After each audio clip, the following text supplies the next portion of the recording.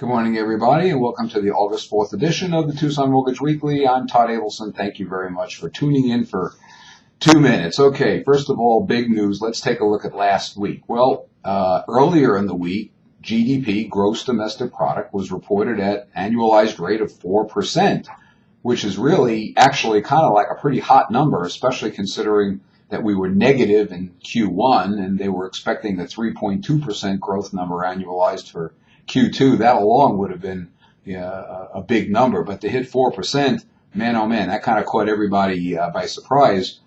Rates jumped at that particular point in time about 0.25%. It was like pandemonium here for about a day.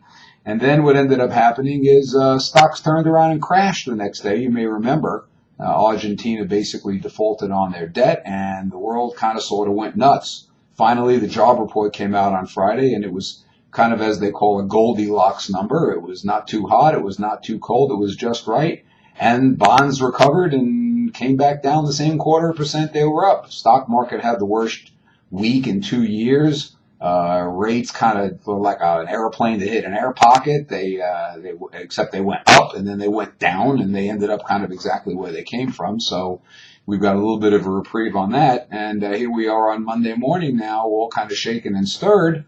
There's really no reports coming out this week of any real importance. So ultimately, everybody's looking at world events. Israel and Gaza Strip.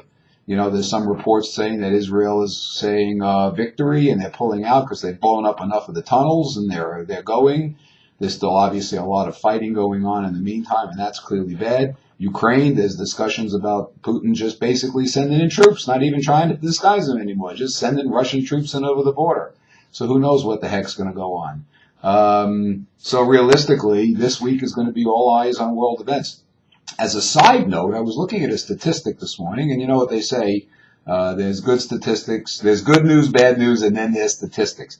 Interesting statistic that I saw. In January of 2009, they say that there were 80.5 million people that were not in the workforce, employable people that were not in the workforce. They weren't working and they weren't unemployed. They were not working.